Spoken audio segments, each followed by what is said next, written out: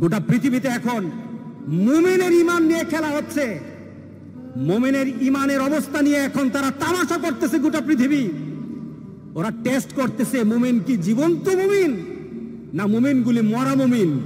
গোটা পৃথিবীর ইহুদি, খ্রিস্টান আর হিন্দুরা এখন পরীক্ষা করতেছে আমাকে। এটা আমার রাসূলের কথা। মরে দেখো তোমার শান, তোমার মর্যাদা, তোমার অবস্থান, তোমার ক্ষমতা, তোমার অর্থ। মরে দেখো। তুমি যদি নিজের জীবনকে মূল্যায়ন করতে না পারো, আল্লাহ যেটা বলেছেন ইল্লাল্লাযীনা আমানু, যদি ঈমানদার না হয় মরো, তুমি কতটুকু ক্ষমতা, তোমার কতটুকু অর্থ, তোমার কতটুকু গাম্ভীর্যতা, তোমার কত মর্যাদা। ফেরাউন, সাদ্দাত, নমরুদ তো দুনিয়াতে থাকতে পারে নাই। কথা ঠিক আছে কিনা বলেন? ফেরাউন, সাদ্দাত, নমরুদ তো দুনিয়াতে নাই। আছে নাকি? ফেরাউনের বাড়ি আছে, সাদ্দাতের বাড়ি আছে, সম্পদ ছিল কিনা বলেন? সবই তো ছিল, কিন্তু তারা কি লাভবান না ক্ষতির মধ্যে আছে? ক্ষতির মধ্যে আছে। আল্লাহু আকবার, আল্লাহু আকবার। ইল্লাল্লাযীনা আমানু, যারা ঈমানদার, আল্লাহ বলেন তার কোনো ক্ষতি হবে না। একটা মুমিন যদি চিন্তা করে আমি এখানে কেন আসলাম, কেন এলাম পৃথিবীতে, আমাকে কি করতে হবে, আর আমার পরবর্তী ডেস্টিনেশন কোথায়, আমি পরবর্তীতে কোথায় যাব, এই তিনটা চিন্তা কোনো বান্দা যদি ধারণ করে, আল্লাহ সুবহানাহু ওয়া তাআলা তার আখিরাতকে গুছিয়ে দিবেন। আমাদের জীবনটা কেমন, আমাদের জীবনটা সম্পর্কে আমরা কি চিন্তা করতে পারি? কোনো ব্যক্তি হাতের মধ্যে বরফ নিল, বরফটা হাতে ধরে রাখলে সে যতক্ষণ পর্যন্ত বরফের দিকে তাকিয়ে থাকে, সে চিন্তা করে আমার ব্যবসা হবে, আমার হাতে বরফ আছে। বলেন তো দেখি বরফ কি থাকবে? হ্যাঁ, ধরে রাখেন তো বরফ, কতক্ষণ পর কি হবে? বরফ আর পাওয়া যাবে না, বরফ আর থাকবে না তার হাতে। মানুষের জীবনটা তেমন। আপনি বরফ হাতে নিয়ে রেখেছেন। গোটা পৃথিবীতে এখন মুমিনের ঈমান নিয়ে খেলা হচ্ছে। মুমিনের ঈমানের অবস্থা নিয়ে এখন তারা তামাশা করতেছে। গোটা পৃথিবী ওরা টেস্ট করতেছে, মুমিন কি জীবন্ত মুমিন না মুমিনগুলি মরা মুমিন। গোটা পৃথিবীর ইহুদি, খ্রিস্টান আর হিন্দুরা এখন পরীক্ষা করতেছে আমাকে। এটা আমার রাসূলের কথা। মরে দেখো তোমার শান, তোমার মর্যাদা, তোমার অবস্থান, তোমার ক্ষমতা, তোমার অর্থ। মরে দেখো। তুমি যদি নিজের জীবনকে মূল্যায়ন করতে না পারো, আল্লাহ যেটা বলেছেন ইল্লাল্লাযীনা আমানু, যদি ঈমানদার না হয় মরো, তুমি কতটুকু ক্ষমতা, তোমার কতটুকু অর্থ, তোমার কতটুকু গাম্ভীর্যতা, তোমার কত মর্যাদা। ফেরাউন, সাদ্দাত, নমরুদ তো দুনিয়াতে থাকতে পারে নাই। কথা ঠিক আছে কিনা বলেন? ফেরাউন, সাদ্দাত, নমরুদ তো দুনিয়াতে নাই। আছে নাকি? ফেরাউনের বাড়ি আছে, সাদ্দাতের বাড়ি আছে, সম্পদ ছিল কিনা বলেন? সবই তো ছিল, কিন্তু তারা কি লাভবান না ক্ষতির মধ্যে আছে? ক্ষতির মধ্যে আছে। আল্লাহু আকবার, আল্লাহু আকবার। ইল্লাল্লাযীনা আমানু, যারা ঈমানদার, আল্লাহ বলেন তার কোনো ক্ষতি হবে না। একটা মুমিন যদি চিন্তা করে আমি এখানে কেন আসলাম, কেন এলাম পৃথিবীতে, আমাকে কি করতে হবে, আর আমার পরবর্তী ডেস্টিনেশন কোথায়, আমি পরবর্তীতে কোথায় যাব, এই তিনটা চিন্তা কোনো বান্দা যদি ধারণ করে, আল্লাহ সুবহানাহু ওয়া তাআলা তার আখিরাতকে গুছিয়ে দিবেন।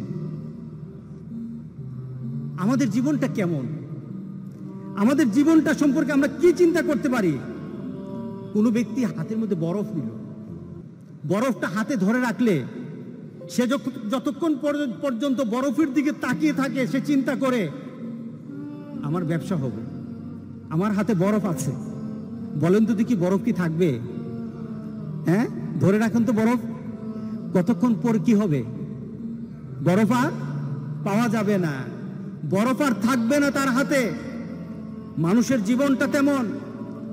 আপনি বরফ হাতে নিয়ে রেখেছেন, আপনার জীবনটা একটা বরফের মতো, হাতে বরফ, আপনার বরফ কিন্তু গলে যাচ্ছে। কিভাবে যাচ্ছে? এক একটা মুহররম মাস চলে আসে, 1441 সাল ছিল, চলে গেছে, বরফ গলে গেছে। 1442 সাল এসেছে, আনন্দ হওয়ার কিছু নেই, বরফ কিন্তু গলে গেছে। সুবহানাল্লাহ, আপনার বরফ কিন্তু গলছে। একজনকে বলা হলো যে আমাকে নোটিশ করে দিও, আমাকে জানিয়ে দিন। আল্লাহর কাছে বলল দাউদ আলাইহিস সালাম, রব্বুল আলামিন আমার শেষ কোটা আমাকে জানিয়ে দিও, শেষ মুহূর্তটা আমাকে জানিয়ে দিও, আমার জীবনের শেষ মুহূর্তটা আমাকে একটু নোটিশ করে দিও। আজরাইল আলাইহিস সালাম উপস্থিত। কি ব্যাপার? আমি না বলেছিলাম যে আমাকে একটু জানানোর জন্য, আপনি কখন আসবেন, আমার জীবনের শেষ মুহূর্তটা জানানোর জন্য বলেছিলাম। কোন জানানো আগে থেকে রিমাইন্ডিং ব্যতীত আমার কাছে চলে আসলেন, ব্যাপারটা কি? আজরাইল আলাইহিস সালাম বললেন, কথা আছে। আপনার দাঁতের অবস্থা কি? নাই, একটা রিমাইন্ডিং। চোখের অবস্থা কি? আগের মতো দেখি না, আরেকটা রিমাইন্ডিং। আপনার শরীরের শক্তি কোথায়? হারিয়ে গেছে, আরেকটা রিমাইন্ডিং। কি বলেন? দাড়িগুলি পেকে গেছে, তার মানে এই নয় তুমি আরো চিন্তা করতেই থাকবে, চলতেই থাকবো। আমার জীবনের গতি আছে, চলতে থাকবো, তা নয়। বরং তোমার প্রত্যেকটা জিনিসের মধ্যে নোটিশ করে করে জানানো হচ্ছে তোমার জীবন কিন্তু শেষের দিকে। এটাই তো আমাদের বৎসর গণনা, এটাই তো আমাদের জীবনের গণনা, এটাই তো আমার নতুন বৎসর আমাকে এই সংবাদ দেয়। এই নতুন বৎসর হয়তো তোমার জন্য আরেকটা বৎসরের সুসংবাদ নিয়ে আসবে, অথবা তোমার এই বৎসরটাই শেষ বৎসর। তোমার 1441 হিজরি ছিল অনেকের জন্য আবার আনন্দের বিষয়। কাদের জন্য আনন্দ? কে আনন্দ করতে পারবে? 1441 সালের মধ্যে যারা এসেছে, যারা ছিল, আজকে যারা নেই, তাদের মধ্যে কাদের আনন্দ? তাদেরই আনন্দ যারা আল্লাহ সুবহানাহু ওয়া তাআলার সেই কথার সাথে নিজেকে মিলিয়ে নিয়েছে। ওয়ালাস, সময়ের কসম, সময়ের কসম, দুনিয়ার পরিবর্তনের কসম। দুনিয়া যে পরিবর্তন হচ্ছে সময় দিয়ে, আল্লাহ সুবহানাহু ওয়া তাআলা ওই সময়ের কসম করে বলেন, ওয়ালাস। আসরের সময়টা কখন বলেন তো দেখি? বেলার, দিনের শেষ বেলা, দিনের শেষ বেলা। ওই সময়টার নাম কি? এরপরে কি হয়?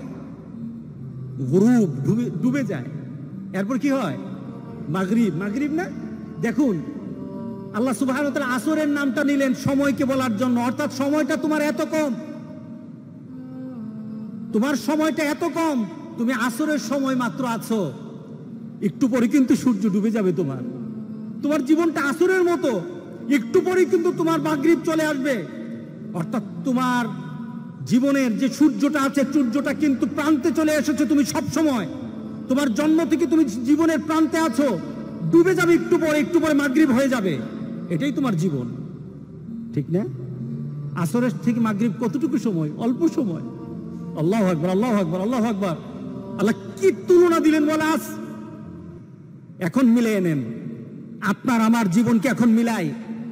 আল্লাহ বলছেন, ইন্নাল ইনসানা লাফি খুসর। প্রত্যেকটি মানুষ, প্রত্যেকটি মানব, ইনসান বলা হয়েছে, হিউম্যান কাইন্ড, প্রত্যেকটি মানুষ আল্লাহ বলছেন ক্ষতিগ্রস্ত, সবাই ক্ষতির মধ্যে আছে। আমরা ক্ষতিতে আছি কিনা বলেন? গত বছর 1441 সাল যখন আসে, আপনার দেহের মধ্যে কিন্তু একটু শক্তি ছিল, ভালো অবস্থা ছিল। 41-এর মাঝেই বিশাল পরিবর্তন হয়ে গেল গোটা পৃথিবীর।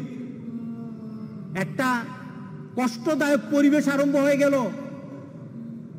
যার সাথে কথা বলি শরীরটা ভালো না, আগে তো শরীরটা ভালো থাকতো, এখন যেন কেন ভালো না, খালি জ্বর উঠে, ঠিক না? আগে তো এত কাশ দিতাম না, এখন খালি কাশি দিলেই মনে করে যে আমার জীবনের অবস্থা এদিক ওদিক হয়ে গেছে। কথা ঠিক আছে কিনা? তার মানে কি, আপনি 1441 সাল থেকে এখন আপনি এমন জীবনে চলে আসছেন, আপনি নিজেকে প্রশ্ন করে বলতেছেন, আমি ক্ষতিগ্রস্তের মধ্যে, আমার দেহ নষ্ট হয়ে যাচ্ছে, আমার দেহের পরিবর্তন চলে আসতেছে, আমি দুর্বল হয়ে যাচ্ছি, আমার চিন্তা চেতনায় দুর্বল হচ্ছি, আমার ভাবনাতে দুর্বল হচ্ছি, আমি আমলে দুর্বল হয়ে যাচ্ছি। আগের মানুষগুলির আমল শুনলে চোখে পানি চলে আসে। আমি করতে পারছি না, আমি ক্ষতিগ্রস্ত। কে বলেছেন? কে বলেছেন? আল্লাহ সুবহানাহু ওয়া তাআলা বলেছেন, ইন্নাল ইনসানা লাফি খুসর। পড়েন, ইন্নাল ইনসানা লাফি খুসর। আল্লাহ বলেন না, আমার কিছু কিছু বান্দাকে আমি কিন্তু ক্ষতির মধ্যে ফেলে দেব না। আমরা কি পড়তে চাই? বলেন তো দেখি, আমরা কি পড়তে চাই যে আল্লাহ বলেছেন আমার কিছু বান্দাকে, তার জীবন, তার যৌবন, তার জীবনের সকল কর্ম, তার আখিরাতকে আমি ক্ষতিগ্রস্তের মধ্যে ফেলে দেব না। আল্লাহু আকবার বলি। আমি তাকে ক্ষতি করব না, দুনিয়া তো ক্ষতি করব না, আখিরাতে তার ক্ষতি হবে না। ইল্লাল্লাযীনা আমানু ওয়া আমিলুস সালিহাত। মিলাই নেন, ঈমান, যার ঈমান আছে। কি আছে বলেন? আমাদের ঈমান আছে কিনা বলেন? আছে, আলহামদুলিল্লাহ। ঈমানটা কেমন? রাসূল সাল্লাল্লাহু আলাইহি সাল্লামের ঈমানের ব্যাপারে বললেন, এমন একটা সময় আমার উম্মতরা পড়ে যাবে, আমার উম্মতরা এমন একটা সময় পড়ে যাবে, তখন হাতের মধ্যে জ্বলন্ত আগুন রাখা, জ্বলন্ত কয়লার আগুন রাখা সহজ হবে, কিন্তু আমার উম্মতগুলির ঈমান বাঁচানো তত কঠিন হয়ে যাবে। এটা সহজ, কিন্তু ঈমান বাঁচানো কঠিন। কে বলেন? ঠিক। নতুন নতুন ঘটনা, নতুন নতুন কথা। আমরা আমাদের বন্ধু বাঁচতে পারি না, আমরা আমাদের ভালোবাসা কিসের সাথে রাখবো সেটা আমরা ভাবতে পারি না। আমরা কিছু ঘটনা শুনলে আমাদের মধ্যে চেতনা সৃষ্টি হয় না। মনে করি আমার জায়গায় আমি আছি, অন্যের জায়গায় অন্য থাকবে। কঠিন। হাতে জ্বলন্ত কয়লা রাখা কঠিন, সহজ হবে। রাসূল বলেছেন ঈমান বাঁচানো কঠিন। আর এটার সময় এখন 1441 সাল চলে গেছে, ক্ষতি হবে না। 1442 সাল চলে যাবে, ক্ষতি হবে না। 1443 সালে সে থাকলে থাকুক, আমার ফয়সালা আল্লাহর ফয়সালা। আল্লাহ বলেন আমার ফয়সালা